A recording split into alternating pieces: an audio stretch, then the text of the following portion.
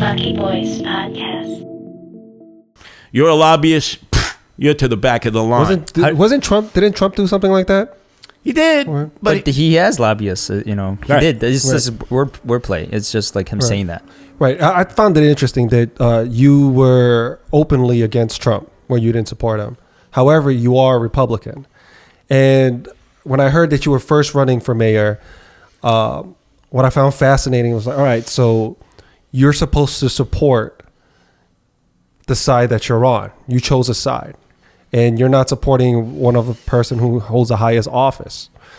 And if you're running for mayor, you would need to be endorsed by the Republican Party, right? And I thought that would have created some friction, but I think I read in the post, I think 2 weeks ago, you were endorsed by the Republican Party of Staten Island. Staten Island and Brooklyn. Understand this. Yeah. I've known Donald Trump going back to the 80s. We've had a love-hate relationship all throughout. It's been back and forth. When he was president, obviously there were a lot of things I liked. I liked the fact that he got people out of jail who were unfairly incarcerated for years. All the Democrats talked about doing that, but it was only Donald Trump who did it. Remember, he allowed for experimental drugs to be used. You didn't have to wait 10 years for FDA approval, and that's why people were traveling the world trying to survive. I've had chronic Crohn's disease, colitis, ileitis. I got shot 5 times with hollow point bullets. I've needed all kinds of medicinal cures at times that weren't necessarily readily available on the market. I love that when Trump did that. He cut through all the red tape. In our battles with mainland China, finally taking a stance, saying, oh, no, you're not going to roll over us. But then there were other things that bothered me every day with the Twitter. He needed really Chinese finger cuffs, on his Twitter handle. Because it'd be like 10 Twitters in the morning, 10 in the afternoon, 10 at night. I got vertigo, political vertigo. But that didn't mean I supported Hillary. I didn't support Joe Biden.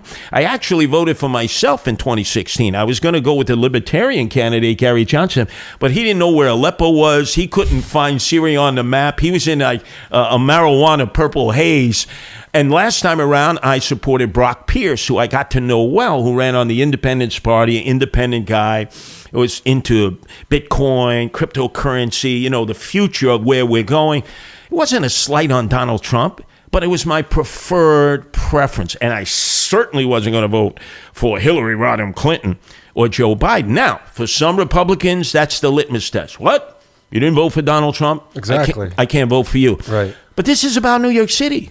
Donald Trump can't help New York City. Joe Biden can't help New York City. We got to help ourselves. So when you look at the plethora of candidates, you have to say, who's going to help the 5 boroughs before more people decide to pack up and leave? And I think most people have looked at that and have said, yeah, Curtis has always been an independent spirit. That's what's made him the person that he is.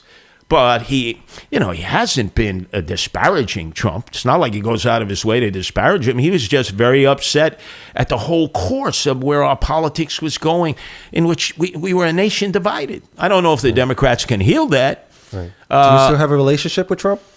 Have I had a relationship? Yeah. Oh, yeah. At times, we've gotten along splendidly. At other times, he didn't like something I said and would take offense to it. Obviously, once he became president, we no longer had any contact. But I've had a love. We both got, this is the best, 68th Street Armory.